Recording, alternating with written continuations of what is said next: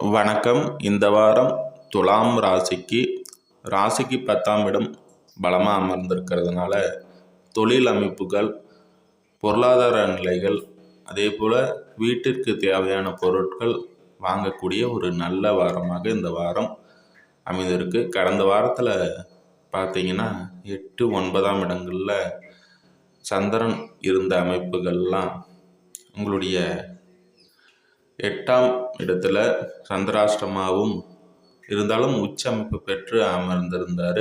அதே போல் உங்களுடைய 9ஆம் இடத்துல அவர் அமர்ந்து வளர்பிறை சந்திரனாக பௌர்ணமி அமைப்பில் இருந்தக்கூடிய ஒரு அமைப்புகள்லாம் தொழில் அமைப்புகளில் ஒரு சுப விரய செலவுகளும், அத்துடன் உங்களுடைய குடும்ப அமைப்புகள்லாம் சிறப்பாக இருந்தது.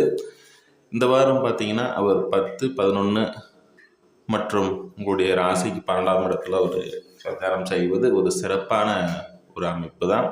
அதே போல் உங்களுடைய ராசிக்கு அதிபதி 3ஆம் இடத்தில் அமர்ந்து குருவின் பார்வை படக்கூடிய ஒரு அமைப்பில் சிறப்பான ஒரு அமைப்பு. இந்த வாரம் புதன் பெயர்ச்சி அடைகிறாரு.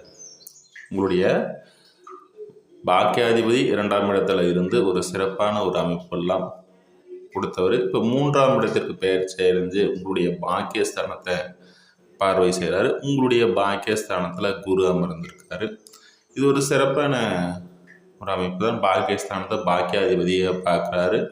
இங்கே குருவும் தொடர்பாகிறதுனால உங்களுடைய மனதளவில் தெய்வ வழிபாடு மேற்கொள்பவர்களுக்கு தெய்வ அருள் கிடைக்கக்கூடிய ஒரு நல்ல ஒரு அமைப்புலாம் இந்த வாரம் இருக்குது.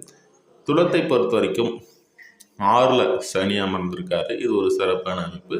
வெளிதூரங்களில் வேலை செய்பவர்களுக்கு அவர்களுக்கு ஏற்றாற் போல வேலை அமைப்பு சிறப்பாக இருக்கும்.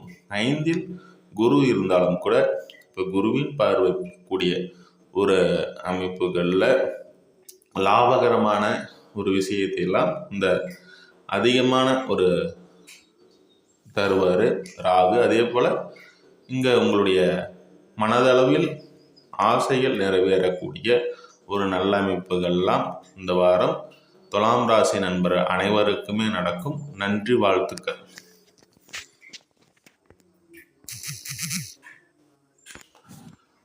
ஜாதகம் பார்க்க விரும்புகிறவங்க வாட்ஸ்அப் மற்றும் என்னுடைய அலைபேசி எண்ணிற்கு தொடர்பு கொள்ளவும். ஒருவருடைய ஜாதகத்தில் தசா புத்தி லக்னம் ராசி இதை வைத்து அவர்களுடைய இன்றைய நாளிற்கான முழு பலனையும் தெரிந்து கொள்ள முடியும்.